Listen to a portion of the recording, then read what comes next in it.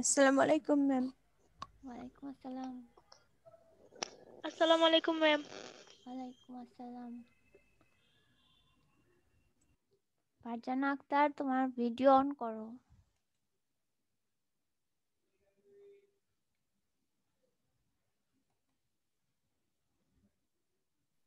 Miss আসসালামু আলাইকুম। ওয়ালাইকুম আসসালাম।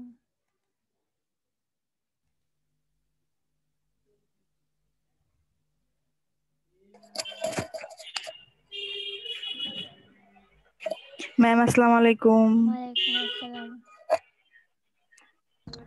আসসালামু আলাইকুম ম্যাম। ওয়ালাইকুম আসসালাম।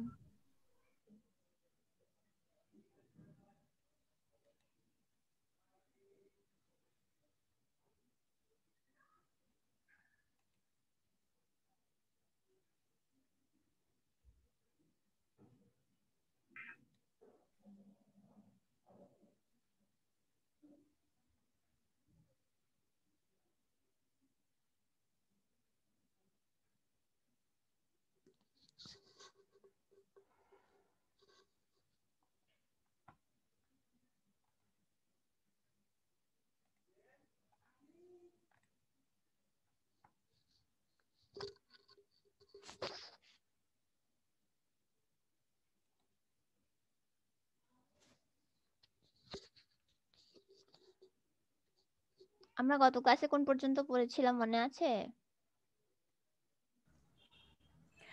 ম্যাম অর্থনৈতিক সংস্কার, কার অর্থনৈতিক মুর্শিদ কুলি সংস্কার? খায়ের। আচ্ছা, মুর্শিদ কুলি খানের অর্থনৈতিক সংস্কার পড়েছি, কিন্তু তার কৃতিত্বটা বাকি ছিল, তাই না? কৃতিত্ব অল্প একটু, দেখো বইয়ের মধ্যে যা দেওয়া আছে, তার যে সংস্কারগুলো ছিল এগুলাই তার কৃতিত্ব। ভূমি রাজস্ব সংস্কার, অর্থনৈতিক সংস্কার। আর কৃতিত্বের এখানে তেমন কিছু লেখা নাই, শুধু লেখা আছে ইতিহাসে তার নাম কেন স্মরণীয়। তার যে যোগ্যতা, সে যোগ্যতা বলে তিনি দেওয়ান আর সুবাদার পদে উন্নীত হন। তার যোগ্যতার এটা হচ্ছে তার একটা কৃতিত্ব। শিক্ষা সংস্কৃতিতে তার উন্নয়ন আরেকটা কৃতিত্ব। এর আগে আমরা দুইটা কৃতিত্ব পেয়েছি, ভূমি আর রাজস্ব সংস্কার আর অর্থনৈতিক সংস্কার। যদি পয়েন্টস আকারে দেওয়া লাগে আমরা 4টা কৃতিত্ব পেয়ে গেলাম। আর হচ্ছে পারসী কবি সাহিত্যিক মুর্শিদ কুলি খানের আমন্ত্রণে বাংলাদেশে আগমন করেছিল, এগুলো এই সংস্কৃতি পয়েন্টের মধ্যে ঢুকে যাবে। এই মোটামুটি 4টা কৃতিত্ব দিলে হয়ে গেল। হ্যাঁ, আমাদের মুর্শিদ কুলি খান শেষ। তারপর মুর্শিদ কুলি খানের পর শায়েস্তা খান আসার কথা, কিন্তু বইয়ে শায়েস্তা খান দেয় নাই। কিন্তু শায়েস্তা খানের বাদও দেওয়া যায় না, কারণ কি দেখো, ঠিক পরের প্যারাতেই বলছে, ঐতিহাসিক সলিমুল্লাহ বলেছেন শায়েস্তা খানের পর ভারতের কোনো অংশে জাফর খানের অর্থাৎ মুর্শিদ কুলি খানের ন্যায় ধর্ম প্রসারে উৎসাহী নিরপেক্ষ বিচারপতি ও গুণগ্রাহী আমির জন্মগ্রহণ করতে দেখিনি।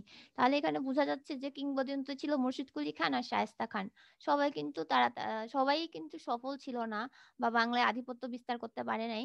তো সেক্ষেত্রে যে বিস্তার যারা করতে পেরেছিল তাদের মধ্যে মুর্শিদ কুলি খান আর শায়েস্তা খান, এই দুইজনকে আমরা জানবো অনুধাবনের জন্য। ঠিক আছে, এখান থেকে বড় প্রশ্ন আসে না, অনুধাবনের জন্য জানবো। শায়েস্তা খানকে শর্টকাটে শেষ করে আমরা আর বাকি যে 3জন নবাবের নাম দেওয়া আছে। আচ্ছা, নবাবে আমরা কিভাবে চলে আসলাম এটা মনে আছে? আমরা সুবাদার থেকে নবাবে কিভাবে চলে আসলাম? আমরা তো সুবাদারে ছিলাম, কিন্তু আমরা নবাবে কিভাবে চলে আসলাম? বা এই প্রশাসনিক ব্যবস্থার প্রধান সুবাদার থেকে নবাব কি হয়ে গেল? কে বলবো, একজন বলো তো। এমনি তো বলবা না, নাম ধরতে হবে। অন্তরা, তুমি বলো।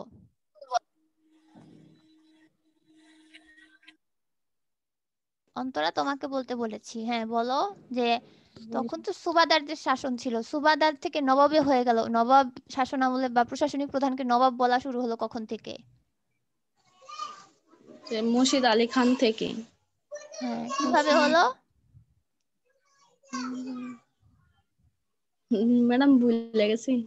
আচ্ছা, আমরা গত ক্লাসে পড়েছিলাম মুর্শিদ কুলি খান নিজেই নিজেকে নবাব নবাব ঘোষণা দিয়ে, মানে পদটাকে নবাব বানায় ফেলছে। তার পদ ছিল সুবাদার, সে নিজেই ঘোষণা দিয়েছে আমি এখন থেকে বাংলা বিহার উড়িষ্যার নবাব। ঠিক আছে, এখন যদি প্রশ্ন জি ম্যাম। আসে বাংলা বিহার উড়িষ্যার, হ্যাঁ, একক অবিভক্ত বাংলার প্রথম নবাব কে?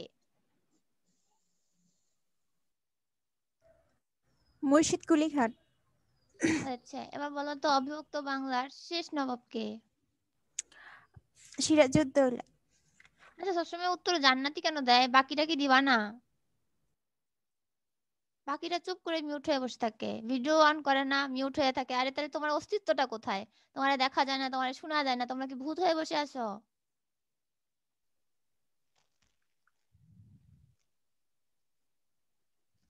আচ্ছা, শায়েস্তা খানে চলে আসি। আমরা দেখেছিলাম যে আওরঙ্গজেবের আমলে সুবাদার হিসাবে বাংলায় নিযুক্ত করা হয়েছিল মীর জুমলাকে। হ্যাঁ, মীর জুমলা মোটামুটি ভালোই সে সময় প্রভাব বিস্তার করতে পেরেছে, কিন্তু মীর জুমলার পরে যারা যারা আসছিল তাদের কেউই বাংলায় তেমন একটা প্রভাব বিস্তার করতে পারেনি। তাদের তেমন উল্লেখযোগ্য কোনো দিকই ছিল না বাংলায়। তো এরপর হচ্ছে শায়েস্তা খান আসলো। শায়েস্তা খান হচ্ছে আওরঙ্গজেবের সম্পর্কে মামা হতেন। তো ভাই সূত্রে, এই সূত্রে তিনি শায়েস্তা খান শায়েস্তা খানকে আওরঙ্গজেব বাংলার সুবাদার নিয়োগ দেন। একটা দীর্ঘ সময় তিনি বাংলার সুবাদার হিসেবে ছিলেন।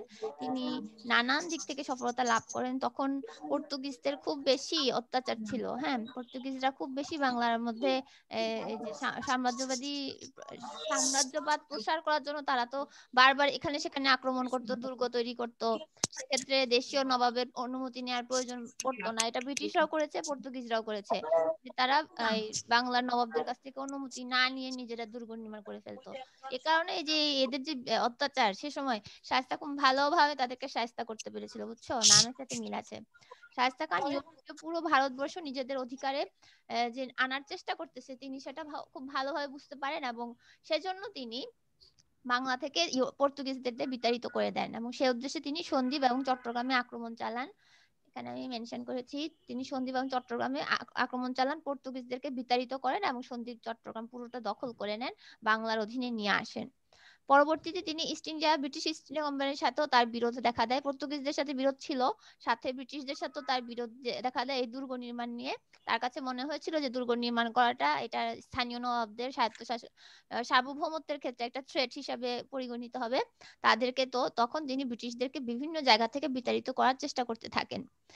এগুলো হচ্ছে তার রাজনৈতিক কাজ, তার কৃতিত্বের মধ্যে রাজনৈতিক দিকগুলো এগুলা।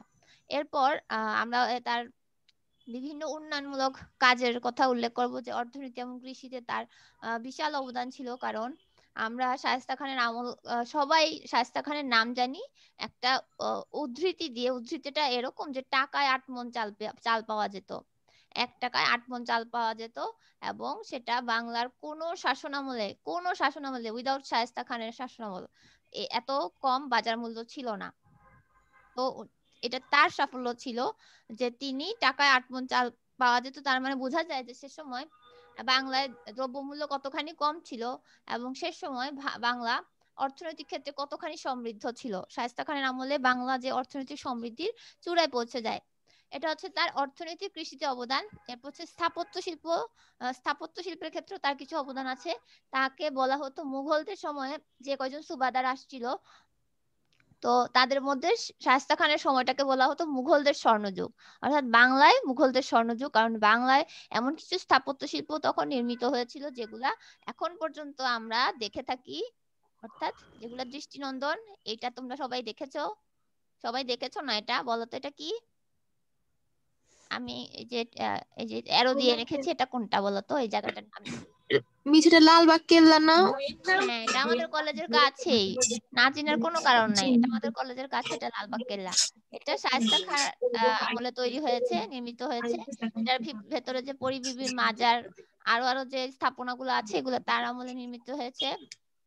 এই হচ্ছে শায়েস্তা খান। আর এই ছবিটা কে বলতে পারবা? এটা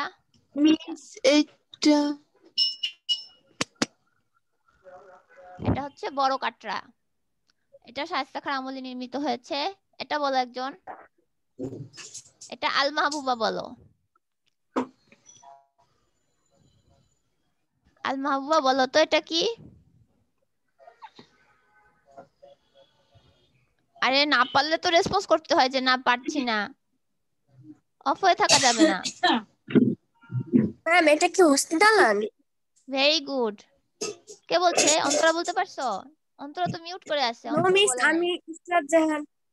হ্যাঁ অন্তরা, তুমি মিউট করে কেন আছো? ক্লাস কি এভাবে হয়? ক্লাস মিউচুয়ালি হতে হয়। আমি একা বকর বকর করবো, তোমরা কিছু বলবা না, ঠিক না এটা? মিস অনেকে নাকি জয়েন হতে পারছে না। হ্যাঁ করতেছি তো, নেট স্লো, আস্তে আস্তে জয়েন হয়। আমি অ্যাডমিট দিই, জয়েন হতে হতে কয়েক মিনিট লেগে যায়। তো অস্থির হওয়ার তো কিছু নাই, দেরিতে জয়েন করছো তাই এখন দেরি হচ্ছে। তোমরা যারা একদম আগেই, হ্যাঁ, 11টা বাজার আগে ওয়েটিং রুমে বসেছিলা তাদেরকে আমি একবারে অ্যাডমিট অল দিয়ে দিয়েছি। তোমরা যতক্ষণ সময় লাগছে, বড় জোর 1 মিনিট লাগছে, তোমরা জয়েন হয়ে গেছো। এরা আসছেই দেরিতে। দেরিতে আসলে শাস্তি দেওয়া হয় কিনা? ক্লাসে থাকলে শাস্তি দিতাম না? ঢুকতে দিতাম? জি দিতাম না। না ম্যাম। এখন এরা গিয়ে গ্রুপে চিল্লাফাল্লা করবে, ঢুকতে পারতেছি না, ঢুকতে পারতেছি না। এমন একটা ভাব করবে আমি হচ্ছে জল্লাদ ম্যাডাম, ঢুকতে দেই না। এই যে দেখো, এটা কি বলতো? এটা ছবি দেখে কিছুটা আন্দাজ করা যাওয়া যেতে পারে। তারা মসজিদ। ভেরি গুড, পেরেছো। এটা তারা মসজিদ। তাহলে এই যে সুন্দর সুন্দর স্থাপনাগুলা, এগুলো হচ্ছে শায়েস্তা খানের আমলের। তাহলে শায়েস্তা খানের আমলের আমরা মোটামুটি 3টা বা 4টা কৃতিত্ব পেয়ে গেলাম। যে সে কি বলে, বণিক সংঘ, হ্যাঁ, বহির্বিশ্বের বণিক সংঘ, যারা বৈদেশিক বণিক সংঘ, তাদের থেকে বাংলাকে রক্ষা করেছে, অর্থনৈতিক কৃষিতে অবদান রেখেছে, স্থাপত্য শিল্পে অবদান রেখেছে, আর হচ্ছে তার এই হচ্ছে মোটামুটি 4টা তার অবদান। পরের পয়েন্টে চলে যাই।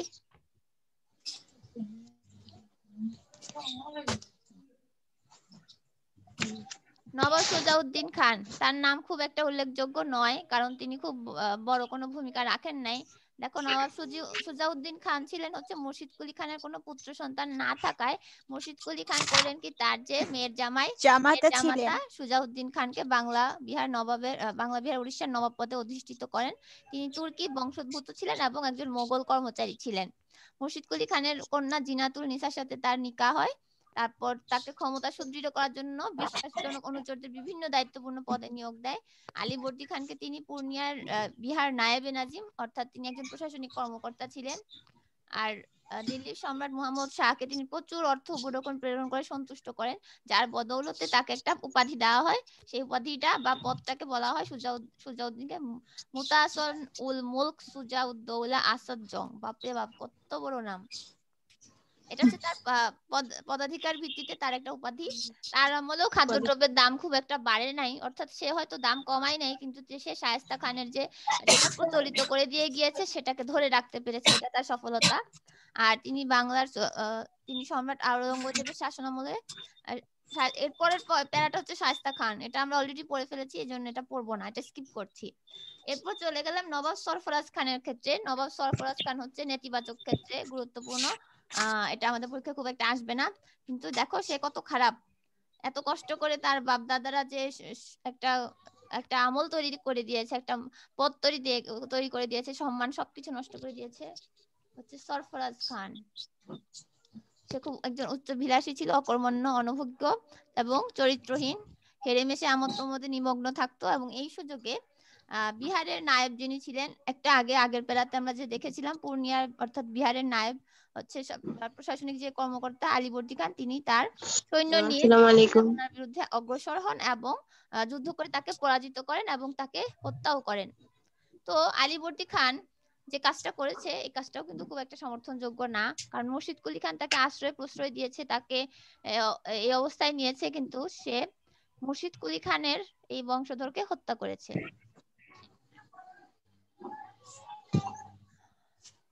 স্লাইডই চেঞ্জ করি নাই। নবাব সরফরাজ খান, এই হচ্ছে সরফরাজ খান। আমোদ প্রমোদ, উচ্চাভিলাষ, শাসন কার্যে অবহেলা, সুজাউদ্দিনের পৌত্র আর আলীবর্দী খান কর্তৃক সর্বশেষে পরাজিত ও নিহত। এখন আমরা আলীবর্দী খানে চলে আসি। তার খারাপ দিক এটাই ছিল যে সে মুর্শিদ কুলি খান তাকে আশ্রয় দিয়েছিল সত্ত্বেও সে মুর্শিদ কুলি খানের বংশধরকে হত্যা করেছিল। আবার এটাও ঠিক, সে যদি মুর্শিদ কুলি খানের বংশধরকে হত্যা না করতো, সরফরাজ খানের আমলে কিন্তু বাংলার খুব খারাপ একটা সময় চলছিল। তুমি তুমি যদি ওই শাসন আমলটাকে ভালো করতে চাও, তোমাকে তো ওকে না সরানো ছাড়া উপায় নাই। তো সে শক্ত হাতে শাসনকে ধরেছে এবং মুর্শিদ কুলি খান কিন্তু ভালোভাবে প্রশাসন পরিচালনা করতে পেরেছে। এখানে তার একদম শুরুর অংশটা দেওয়া আছে যে ভাগ্যান্বেষী তরবারি মাত্র সম্বল করে উচ্চ পদে আসীন হন এবং আরব বংশোদ্ভূত আলীবর্দী খান তার মধ্যে অন্যতম। তিনি, তার প্রকৃত নাম মির্জা মুহাম্মদ আলী। তিনি প্রথমে আজম শাহ, পরে সুজাউদ্দিন খানের অধীনে বিহারের নায়েবে নাজিম নিযুক্ত হয়েছিলেন। আর আলীবর্দী খান তার উপাধি ছিল। বাংলার মসনদে বসার পর আলীবর্দী খান গুরুত্বপূর্ণ পদগুলোতে তার নিজের আমির ও বিশ্বাসভাজন ব্যক্তিদেরকে বসান। এখানে দেখো, এটাকে আমরা তার প্রশাসনিক কৃতিত্ব হিসেবে ধরবো, কারণ কি, বিশ্বাসভাজন ব্যক্তিদেরকে যদি না ধরানো হতো তাহলে কিন্তু আমরা জানি নবাব সিরাজউদ্দৌলা কি ফেস করেছে। নবাব সিরাজউদ্দৌলা অনেক চেষ্টা করেছে বিশ্বাসজনক ব্যক্তিদেরকে আহ, কি বলে তার মন্ত্রিসভায় রাখতে, তা সত্ত্বেও কতগুলো বেঈমান ঢুকে গিয়েছিল, যার জন্য কিন্তু বাংলার স্বাধীনতা ধরে রাখা সম্ভব হয়নি। এদিক দিয়ে মুর্শিদ কুলি খান সফল, সে প্রশাসনিকভাবে সফল, সে বিশ্বাসভাজন ব্যক্তিদেরকে পদায়িত করেছিলেন। তারপর তার শাসনামলে আরেকটা উল্লেখযোগ্য ঘটনা হলো মারাঠা আক্রমণ বা বর্গীদের আক্রমণ। এখানে দেখো, আলীবর্দীদের আমলে মারাঠাদের আক্রমণে বাংলা বারবার আক্রান্ত হয়েছিল এবং তাতে বাংলার প্রচুর আর্থিক ক্ষতি হয়। যাত্রাপথে দুধারে গ্রামগুলোকে তারা লুটপাট করে আগুনে জ্বালিয়ে শ্মশানে পরিণত করে দিত। মারাঠারা খুবই নৃশংস ছিল। তারপর এ সময় রঘুজি ভোসলে ছিল মারাঠা সর্দার এবং ভাস্কর পণ্ডিত ছিল মারাঠা সেনাপতি। মারাঠাদের ভয়ে কৃষকরা গ্রাম ছেড়ে পালায়, ফলে খাদ্যের অভাব দেখা দেয়। তাঁতিরা ঘর বাড়ি ছেড়ে পালায়, ফলে বস্ত্রের অভাব দেখা দেয়। বাংলায় বর্গীরা স্থানীয় অধিবাসীদের উপর কিরূপ অত্যাচার চালাতো এবং আতঙ্ক সৃষ্টি করতো সেটার উপর বা সেটাকে নিয়ে একটা কবিতা আছে। এই যে নারীদের ঘুম পাড়ানি একটা ছড়া আছে। খোকা ঘুমালো পাড়া জোড়ালো, বর্গী এলো দেশে, বুলবুলিতে ধান খেয়েছে, খাজনা দিব কিসে। অর্থাৎ মারাঠারা বিভিন্নভাবে তাদেরকে বিভিন্নভাবে অত্যাচার নির্যাতন করত। তো এই মারাঠাদের অত্যাচারে মুর্শিদ কুলি খানও অত্যন্ত ত্যক্ত বিরক্ত হয়ে গেছে, যেটা থেকে মানে সে যুদ্ধ করতে করতে ক্লান্ত। শেষে সে আপোষে আসে একটা শান্তি চুক্তি করে। সে শান্তি চুক্তিটা হচ্ছে যে মারাঠাদের সাথে উড়িষ্যার একাংশের রাজস্ব, সে উড়িষ্যার একাংশের রাজস্ব মারাঠাদেরকে দিয়ে দিবে এবং বছরে 12 লক্ষ টাকা যৌথ প্রদান করবে। এর বিনিময়ে মারাঠাদেরকে তিনি থামান। এটাও কিন্তু তার রাজনৈতিক কূটকৌশলগত, আমরা ওটা ইতিবাচক ভাবে দেখবো, তার রাজনৈতিক কৃতিত্ব, যে সে এই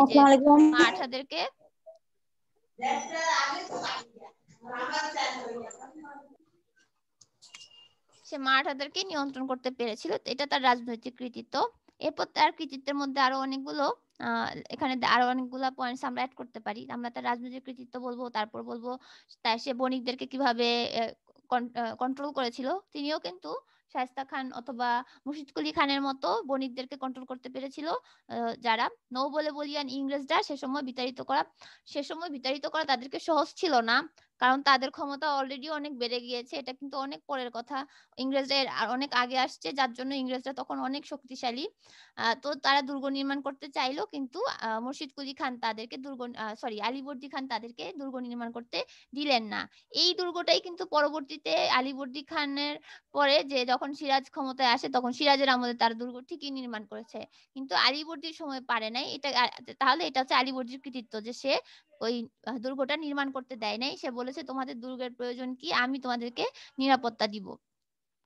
নবাব আলীবর্দী খান ইংরেজদের বাণিজ্য করবার অনুমতি দিলেও ইংরেজদের নিকট তিনি মাথা নত করেননি। মারাঠা আক্রমণ ছাড়া শাসনামলে আরো বড় কোনো ধরনের রাজনৈতিক বিশৃঙ্খলা ছিল না।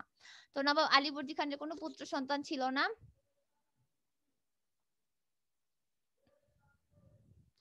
তার কোনো পুত্র সন্তান ছিল না। তার 3 মেয়ে, বড় মেয়ে মেহেরুন্নিসা, যার উপনাম ঘসেটি বেগম, দ্বিতীয় কন্যা মায়মুনা, তৃতীয় মেয়ে আমিনা বেগম।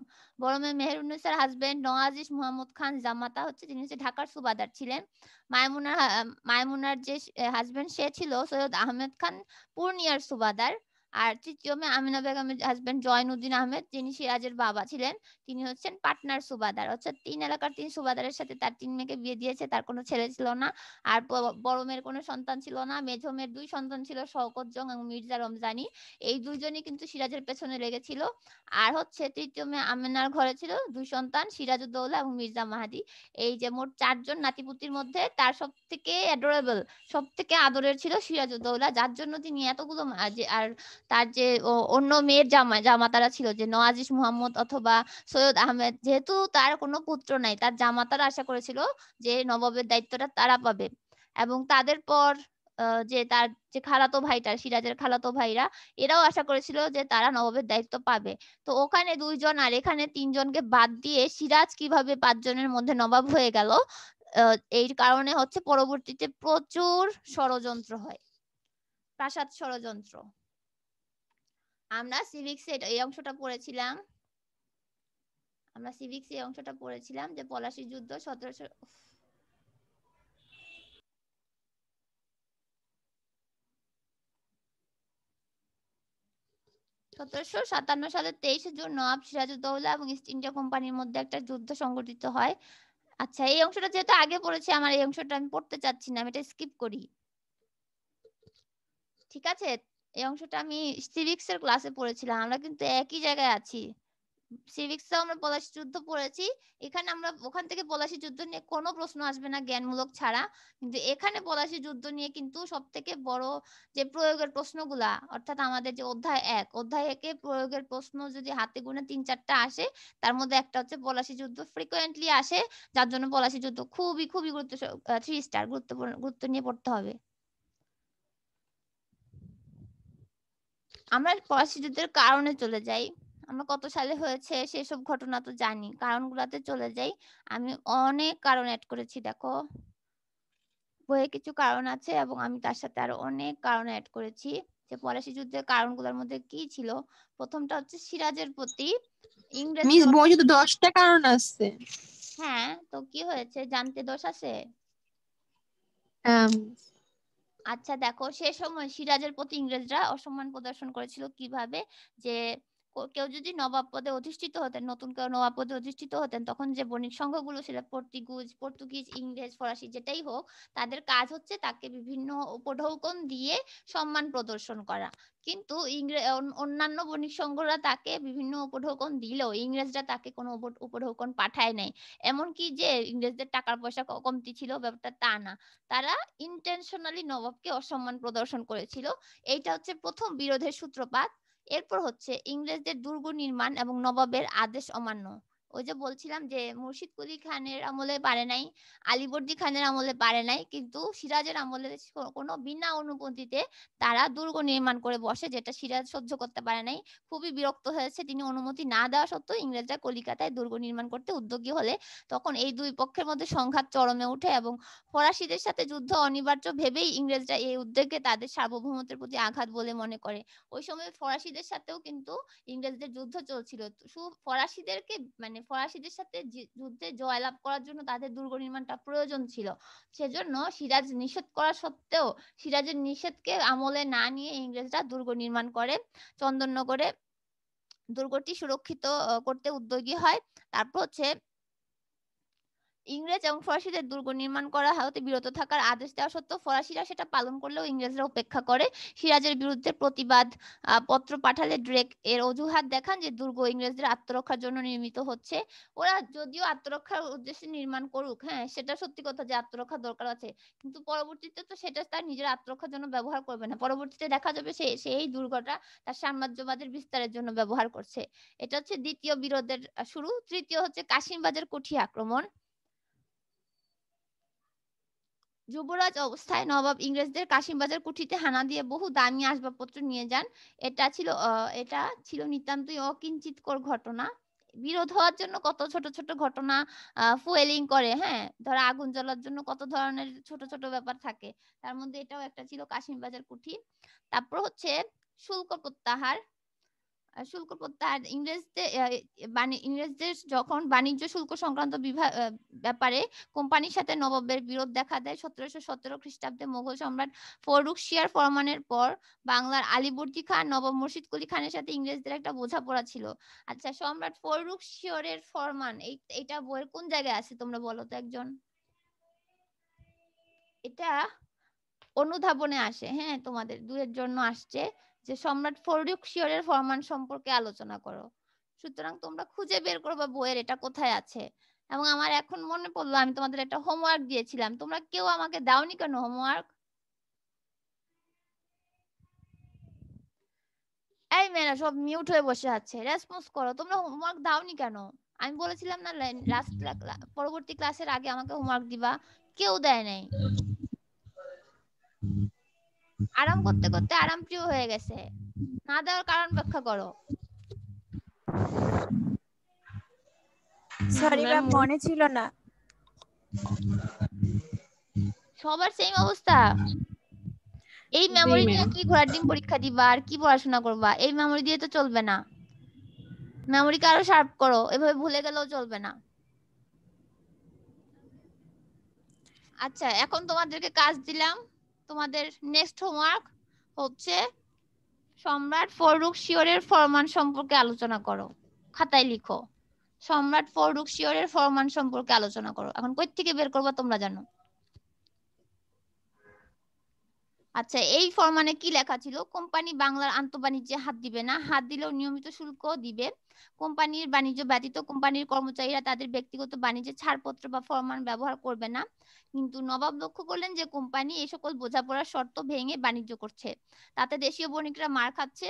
আচ্ছা, ট্যাক্স যদি না দেয়, এই দেশ থেকে কাঁচামাল নিয়ে যদি আবার এই দেশে বিক্রি করে এবং সেটা মানুষজন কিনে, যেহেতু এদের কোয়ালিটি ভালো, এবং দেশীয় বণিকরা যদি দেখা গেল যে জিনিসপত্র যে পরিমাণ খরচ করে যে মূল দামটা রাখছে তাতে তাদের লাভ হচ্ছে না, সেক্ষেত্রে দেশের যে ব্যবসা বাণিজ্য তা ক্ষতিগ্রস্ত হতে বাধ্য। হ্যাঁ, তারা শুল্কও দিচ্ছে না।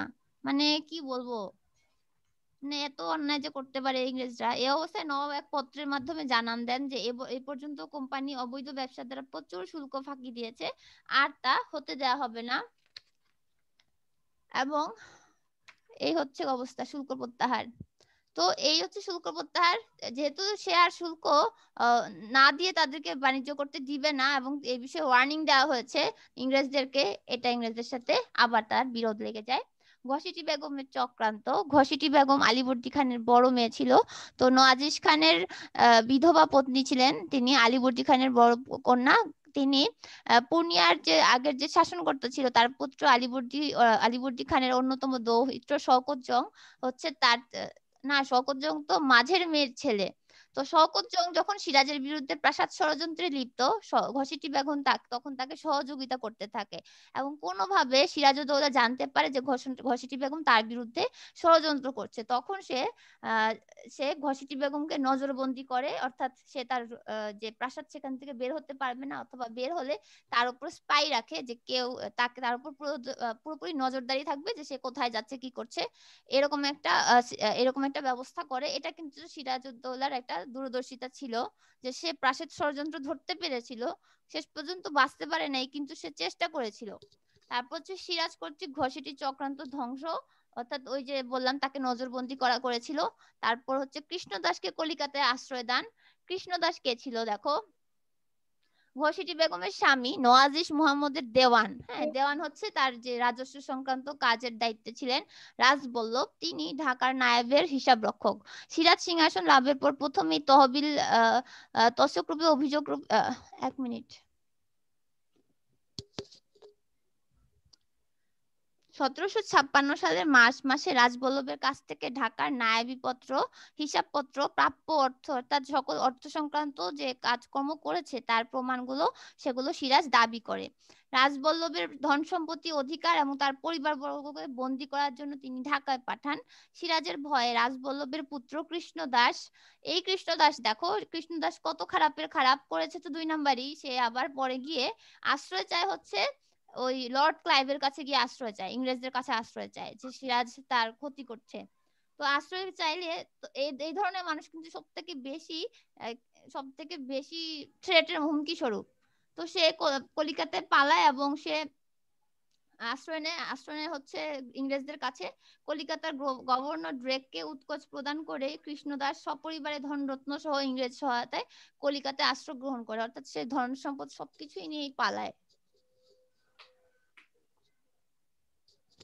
ধন সম্পদ সবকিছু নিয়ে পালায়। এরপর হচ্ছে কৃষ্ণদাসকে প্রত্যাপন করতে ড্রেকের অস্বীকৃতি। সিরাজ যখন জানতে পারলো যে কৃষ্ণদাস তার ধন সম্পত্তি নিয়ে কলিকাতায় পালিয়েছে এবং তাকে আশ্রয় দিয়েছে হচ্ছে ইংরেজরা, তখন সিরাজ বলল ইংরেজদেরকে যে ড্রেককে যেন তাকে ফেরত দেওয়া হয়। আমরা যেমন এখন ভারতের সাথে অপরাধী প্রত্যাপন চুক্তি করি না, যে আমরা ভারতকে তাদের দেশের যেসব অপরাধী আমাদের দেশে পালিয়েছে তাদেরকে তুলে দেব, বিনিময়ে তারা তাদের দেশে আমাদের যে পলায়নরত অপরাধী তুলে দিবে, এভাবে অপরাধী প্রত্যার্পণ চুক্তি হয়। তো এরকম চুক্তি হয়েছিল যে সিরাজ বলছে যেন ইংরেজরা কৃষ্ণদাসকে ফেরত দেয়, কিন্তু ড্রেক সেটা করতে অস্বীকৃতি জানায়। কৃষ্ণদাস কলিকাতার গভর্নর ছিল সে সময়, সে ড্রেককে আশ্রয় দেয় এবং সে যেহেতু সিরাজের সাথে তাদের বিরোধ ছিল, সিরাজের সাথে বিরোধ ছিল, তাই তিনি কৃষ্ণদাসকে প্রত্যার্পণ করতে অস্বীকৃতি জানায় এবং ড্রেক এতে কোনো ধরনের আগ্রহ দেখাননি। ড্রেক বলেন যে কোম্পানি কৃষ্ণদাসকে আশ্রয় দানের অধিকার আছে এবং ইংরেজ সরকার সিরাজের দাবি অগ্রাহ্য করলে সিরাজের ধৈর্যচ্যুতি ঘটে, অর্থাৎ সিরাজ ইংরেজদের উপর খুবই বিরক্ত হয়। এরপর ইংরেজ কর্তৃক নবাবের দূত অপমানিত। কৃষ্ণদাসকে ফেরত দেওয়ার জন্য যে দূতকে পাঠানো হয়েছিল, দূতের নাম ছিল নারায়ণ দাস। সে নারায়ণ দাসকে শুধু ফেরত দেওয়া হয়েছে তাই না, তাকে অপমান করে ফিরিয়ে দেওয়া হয়। নারায়ণ দাসকে নির্দেশ দেওয়া হয় তিনি যেন কৃষ্ণদাসের ব্যাপারে ইংরেজ কর্তৃপক্ষের সাথে আলোচনা না করেন এবং কলিকাতায় দুর্গ নির্মাণের কাজ কত দূর হয়েছে সেটা তিনি লক্ষ্য করে আসছিলেন। নারায়ণ দাস কলিকাতায় ঢুকলে গভর্নর ডিরেক্ট তাকে গুপ্তচর ঘোষণা করে, অপমান করে এবং কলিকাতা থেকে বহিষ্কার করে। নারায়ণ দাসের প্রতি অপমানজনক ব্যবহারে নবাব ইংরেজদের প্রতি আরো বেশি রুষ্ট হন এবং মনস্থির করেন যে তিনি কোম্পানিকে উচিত শিক্ষা দিবেন। এরপর হচ্ছে বাণিজ্যিক সুযোগ সুবিধার অপব্যবহার। ইস্ট ইন্ডিয়া কোম্পানি, ওই যে আমরা শুল্ক প্রত্যাহার দেখলাম না, ওখানেই দেখেছি 1717 খ্রিস্টাব্দে মুঘল সম্রাটের নিকট থেকে বাণিজ্য সংক্রান্ত যে ফরমান পেয়েছিল, ওই যে ফরমানটা ফররুখ শিওরের ফরমান, সেই ফরমানের যতগুলো ধারা ছিল ইংরেজ যারা বাণিজ্য করতো বণিক সংঘ কোনো ধারা মেনটেন করতো না। সবগুলো ধারা তারা কি বলে, সবগুলো ধারা তারা না মেনটেন করাকে কি বলে, ধরায়ও দেয় না মেয়েগুলা। যাই হোক, তারা কোনো ধারা মানতো না, শুল্কও দিত না, যার জন্য এই যে বাণিজ্যিক সুযোগ সুবিধার অপব্যবহার করে তারা তো সেখানে প্রচুর লাভ করতেছে, অন্যদিকে বাংলার যারা বাণিজ্য করে ব্যবসায়ী তারা ক্ষতিগ্রস্ত হতে থাকে। তারপর হচ্ছে সিরাজ কর্তৃক কলিকাতা আক্রমণ। এরকম যখন একটা অবস্থা, তখন সিরাজ ঠিক করলো যে সে কলিকাতায় আক্রমণ চালাবে ইংরেজদের দুর্গে। কলিকাতায় দুর্গ নির্মাণের ব্যাপারে ইংরেজরা সিরাজের আদেশ যেহেতু অমান্য করেছে, তিনি সসৈন্যে কলকাতা অভিমুখে অভিযাত্রা করেন 1756 সাল। তিনি কিন্তু মসনদে বসেই 1756 সালে, মাত্র 1 বছর তিনি ক্ষমতায় ছিলেন। তারপর আমরা কিন্তু সবাই এক নামে নবাব সিরাজউদ্দৌলাকে চিনি, মাত্র 1 বছর তিনি ক্ষমতায় ছিলেন। 1756 সালে 4 জুন তিনি ইংরেজদের কাশিমবাজার কুঠি দখল করেন। 16 জুন তিনি কলিকাতা আক্রমণ করেন। কলিকাতা দুর্গের সৈন্য সংখ্যা কখন কম ছিল, তখন 300 এর কম ছিল, 150 জন আর্মেনিয়ান ইউরেশিয়ান সৈন্য ছিল। তো তিনি কিন্তু খুব সহজেই কলিকাতার দুর্গটা দখল করে নিতে সমর্থ হন। ফলে তো কলিকাতার যে সকল অফিসাররা ছিল তারা পলায়ন করে, জলপথে পলায়ন করে, তবে দুর্গের সব ইংরেজরা পালাতে সক্ষম হয় নাই। ফলে সহজেই সিরাজ কলিকাতার ফোর্ট উইলিয়াম দুর্গ অধিকার করেন এবং 20 জুন কলিকাতায় নতুন গভর্নর হলওয়েল আত্মসমর্পণ করেন। বিজয়ী সিরাজ কলিকাতার দুর্গে প্রবেশ করেন। এরপর হচ্ছে অন্ধকূপ হত্যার কাল্পনিক কাহিনী।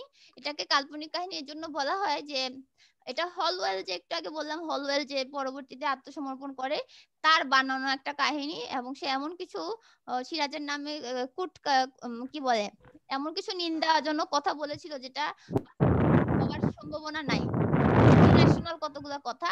ফোর্ট উইলিয়াম দুর্গ দখল সম্পর্কে এই প্রসঙ্গে যে কলিকাতা যে আক্রমণ করেছে, এই প্রসঙ্গে এই গল্পটাতে সে তৈরি করেছে। গল্পটা হচ্ছে অন্ধকূপ হত্যা, ব্ল্যাক হোল ট্র্যাজেডি। এরকম কিরকম, এখানে একটা বিভৎস গল্পটা এরকম ছিল, হলওয়েল বলছে যে 18 ইঞ্চি ইন্টু 14 ইঞ্চি ফুট একখানি অতি ক্ষুদ্র কক্ষে সিরাজ তার 146 জন ইংরেজ বন্দীকে আবদ্ধ করে রাখে, এর মধ্যে 123 জন নাকি শ্বাসরুদ্ধ হয়ে মারা গিয়েছে। এটা হচ্ছে তার কাল্পনিক কাহিনী। বাকি 23 জন কোনো ক্রমে প্রাণ রক্ষা করে পেয়েছিল। তো এটা ইতিহাসে অন্ধকূপ হত্যা নামে খ্যাত। অথচ আধুনিক গবেষণায় দেখা যায় যে অন্ধকূপ হত্যার নৃশংসতা যে নিছক কাল্পনিক এবং হলওয়েলের উর্বর মস্তিষ্ক প্রসূত তার যথেষ্ট প্রমাণ পাওয়া যায়, কারণ এটা একটা মিথ্যা, বানোয়াট, অতিরঞ্জিত, কাল্পনিক। কারণ হচ্ছে এত ছোট একটা জায়গায়, অর্থাৎ 18 ইঞ্চি ইন্টু 14 ইঞ্চি এরকম একটা জায়গায় 146 জন বন্দীকে ঢুকানোই সম্ভব না, স্টে করানো তো খুবই অসম্ভব, মানে তাদেরকে ঢুকানোই সম্ভব না। এটা যে একটা বাজে কাল্পনিক কাহিনী এটা প্রমাণ হয়ে যায়। তো এই হচ্ছে কাল্পনিক কাহিনী। এর পরের পয়েন্ট কি, নবাবের অসাবধানতা এবং ক্লাইভের কলিকাতা পুনরুদ্ধার। একটু আগে আমরা দেখেছি নবাব কিন্তু কলিকাতা উদ্ধার করতে পেরেছিল, কলিকাতা দখল করেছে, ইংরেজরা পালিয়ে গিয়েছে, কিন্তু লর্ড ক্লাইভ পরে কলিকাতা পুনরুদ্ধার করে। তো কলিকাতা অধিকারের পর নবাব হচ্ছে ফোর্ট উইলিয়াম দুর্গের নাম দেন হচ্ছে আলীনগর। তিনি কলিকাতা রক্ষার জন্য সেনাপতি মানিকচাঁদকে দায়িত্ব দেন, রাজধানী দিয়ে তারপর রাজধানী মুর্শিদাবাদে চলে যান। তো ফুলতায় যে আশ্রয়প্রাপ্ত ইংরেজরা ছিল যাদেরকে বিতাড়নের তিনি কোনো চেষ্টা না করেন, এটা ছিল তার ভুল। অর্থাৎ যারা পালিয়ে গিয়েছিল তাদের বিষয়ে তাদের কোনো না কোনো সিরাজের কোনো না কোনো অ্যাকশন নেওয়া উচিত ছিল, তিনি কোনো অ্যাকশন নেন নাই। যারা পালিয়ে গেছে তো গেছে, যারা পালিয়ে গেছে তারাই আবার পুনরায় ডাচদের সহযোগিতা নেয় এবং কলিকাতা পতনের খবর সংবাদটা মাদ্রাজে যখন পৌঁছায় তখন মাদ্রাজের গভর্নর সন্ডার্স খুব ক্ষিপ্ত হয়। তিনি কর্নেল ক্লাইভ এবং সেনাপতি অ্যাডমিরাল ওয়াটসনকে নিয়ে নৌযোগে জাহাজ অভিযোগে কলিকাতা পুনরুদ্ধারের জন্য পাঠান, তখন লর্ড ক্লাইভ কলিকাতা আবার পুনরুদ্ধার করে। এটা ছিল সিরাজের ভুল, যারা পালিয়ে গেছে তাদের জন্য কোনো না কোনো ব্যবস্থা নেওয়া উচিত ছিল। তারপর হচ্ছে নবাবের দ্বিতীয়বার কলিকাতা অভিযান এবং আলীনগর সন্ধি। দ্বিতীয়বার যখন তিনি অভিযান চালান, দ্বিতীয়বার তিনি আর পারেন নাই। ক্লাইভ নবাবকে হত্যার উদ্দেশ্যে কয়েকজন সাহসী সেনা সহ রাতের অন্ধকারে নবাবের শিবির আক্রমণ করে। নবাব দৈবক্রমে বেঁচে যায়। 1300 সৈন্য অতর্কিত হানায় নিহত হন। সুতরাং বোঝা যাচ্ছে যে সিরাজ দ্বিতীয়বার আর কলিকাতা দখল করতে পারে নাই। বাধ্য হয়ে তিনি একটা সন্ধি করেন, ইংরেজদের সাথে আপোষে সন্ধি করেন। ওই সন্ধির নাম হচ্ছে আলীনগর সন্ধি। আলীনগর সন্ধির শর্ত অনুযায়ী মানে কতগুলো সুনির্দিষ্ট শর্ত ছিল, যে প্রথমত নবাব কোম্পানিকে কলিকাতায় দুর্গ নির্মাণের যে অধিকার সেটা স্বীকার করে নিবে। কলিকাতায় কোম্পানি নিজস্ব টাকশাল স্থাপনের অনুমতি দিবে, অর্থাৎ তারা নিজেরা এখন থেকে টাকা তৈরি করবে। নবাবের কলিকাতা আক্রমণের ফলে কোম্পানির যে আর্থিক ক্ষতি হয় সেজন্য তিনি ক্ষতিপূরণ দিতে অঙ্গীকার করেন। কোম্পানির বিনা শুল্কে বাণিজ্য নবাব স্বীকার করে নিবে, মানে অন্যায়ের কোনো শেষ নেই। তারপর নবাবের মিত্র অর্থাৎ ফরাসিতে কোম্পানি আক্রমণ না করার প্রতিশ্রুতি দেওয়া হয়। এটা হচ্ছে বিনিময়ে যে বললো যে তারা আর ফরাসিদেরকে আক্রমণ করবে না, যেহেতু তাদের শত্রু ফরাসি। আর আমরা দেখেছিলাম যে ফরাসিরা নবাবকে সমর্থন করতো, ইংরেজরা নবাবের বিরুদ্ধে ছিল কিন্তু ফরাসিরা সমর্থন করতো। এরপর হচ্ছে ক্লাইভের চন্দননগর অধিকার। আলীনগর সন্ধি ছিল ক্লাইভের একটা কূটনৈতিক বুদ্ধি। তিনি জানতেন যে নবাবের পক্ষে চন্দননগরে ফরাসিদের যোগ দিতে, তিনি জানতেন যে নবাবের পক্ষে চন্দননগরের যে ফরাসিরা এদেরকে ইনক্লুড করা সম্ভব না, কারণ ইউরোপে তখন সপ্তবর্ষের যুদ্ধ চলছিল এবং ইঙ্গো ফরাসি যুদ্ধ চলছিল।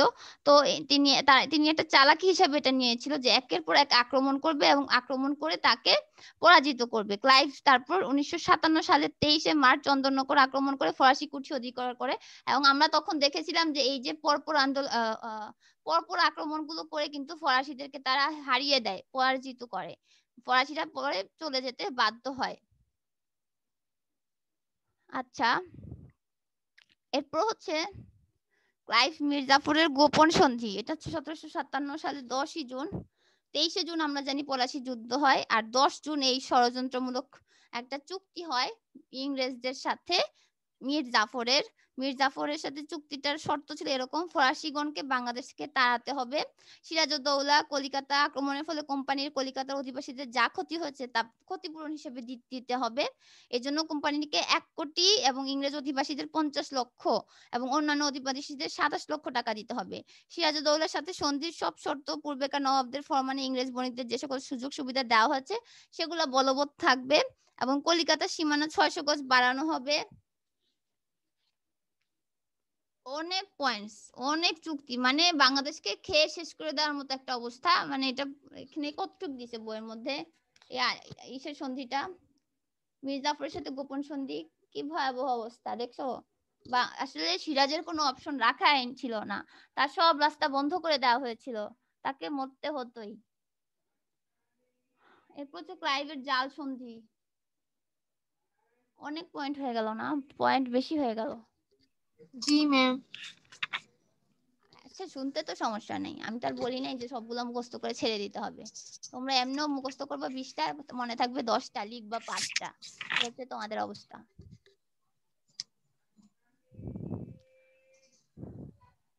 আচ্ছা, ক্লাইভের জাল সন্ধি থাক। আর কি আছে আমাদের দেখি। আমি চাইছিলাম আজকে পলাশী যুদ্ধটা শেষ করে দিব, কিন্তু আমাদের তো সময় নাই। এটা আমরা সিভিক্স ক্লাসে দেখেছিলাম না? এই দেখো আম্রকানন, এই যে ম্যাঙ্গো গ্রোভ, এখানে যুদ্ধটা হয়েছিল 23শে জুন 1757 সালে। এখানে নবাবের বাহিনীর সদস্য সংখ্যা দেওয়া আছে, এখানে ইংরেজ বাহিনীর সদস্য সংখ্যা দেওয়া আছে। ফলাফল আমরা জানি, সময়ও আমরা জানি। স্থান হচ্ছে মুর্শিদাবাদ থেকে 23 মাইল দক্ষিণে ভাগীরথী নদীর তীরে। এই হচ্ছে ভাগীরথী নদী, এই নীলটা ব্লু কালার হচ্ছে ভাগীরথী নদী। নদীর পাশে হচ্ছে আম্রকানন, এই আম্রকাননে হচ্ছে পলাশী যুদ্ধটা হয়। এটা ঐতিহাসিক একটা ছবি। এই হচ্ছে একটা কি বলে সংক্ষিপ্ত রূপ দিলাম পলাশী যুদ্ধের বিবরণ। এরপর এটাও আমরা সিভিক্সে পড়েছিলাম না, মনে আছে তোমাদের? 1757 সালের 23শে জুন কি রকম অবস্থা হয়েছিল। তখন নবাবের প্রিয় মীর মদনের মৃত্যু হয় এবং মীর মদনের মৃত্যুতে মীর জাফর চালাকি করে বলে কি যুদ্ধকে কিছুক্ষণের জন্য স্থগিত করা হোক।